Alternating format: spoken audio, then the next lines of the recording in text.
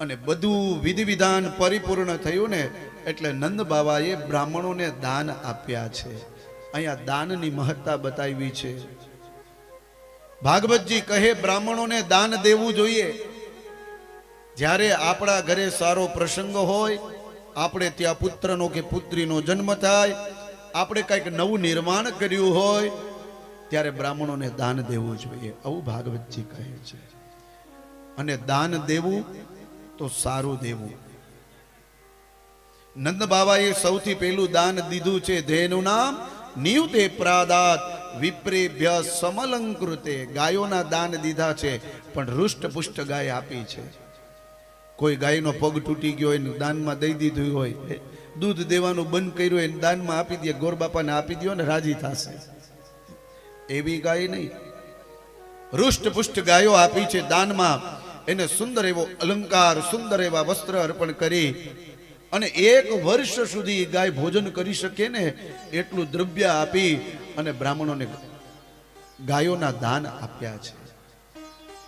ભાગવતજી કહે 1-2 ગાય નહીં, કોઈને 100 ગાય આપી, કોઈને 200 ગાય આપી, કોઈને 500 ગાય આપી. કોઈ ભૂદેવ કહે કે નંદ બાબા આ તમે મને 200 ગાય દાનમાં આપો છો, હું લઈ લઉં, પણ મારું ઘર નાનકડું છે, આ બધી ગાયોને ક્યાં રાખીશ?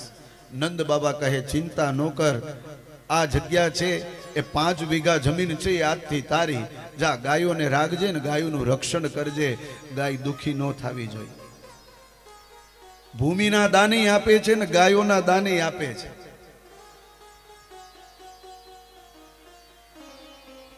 તો દાનની મહત્તા બતાવી છે. સૌથી પહેલે ગાયોના દાન દીધા છે.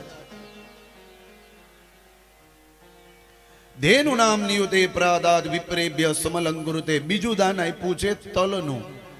તિલાદ્રીન સપ્તરત્નોઘ. બીજું દાન બતાવ્યું છે તલનું. તલના પર્વત બનાવી, અદ્રી એટલે કે પર્વત બનાવી અને તલના દાન દીધા છે. તિલાદ્રીન સપ્તરત્નોઘ. 7 પ્રકારના રત્નોના દાન આપ્યા છે. સુવર્ણના સોના મોર આપી છે, સોનાના દાન આપ્યા, ચાંદીના દાન આપ્યા, રૂપાના દાન આપ્યા, અલગ અલગ રત્નોના દાન આપ્યા છે. આજે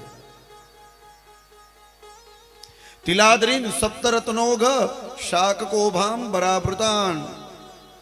અને કાલેન સ્નાન શોચાભ્યામ સંસ્કારે તપસેજ્યયા શુદ્ધ્યંતિ દાને સંતુષ્ટ્યા દ્રવ્યાણિ યાતમાત્મવિદ્યયા. તમે ધનનું દાન કરો ને, કોઈ પણ વસ્તુનું દાન કરો છો ને, તમારા ધનની શુદ્ધિ કરે છે. દાન શું કામ કરવું જોઈએ?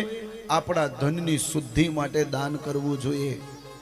કારણ કે ક્યારેક કઈ જગ્યાએથી કેવો પૈસો આવ્યો હોય આપણને ખબર હોય નહીં, તો એ લક્ષ્મીની શુદ્ધિ, એ ધનની શુદ્ધિ માટે થઈ અને આપણે દાન દેવું જોઈએ. એ 10મો ભાગ કાઢી નાખવાનો. દાન વિધિ પરિપૂર્ણ થઈ.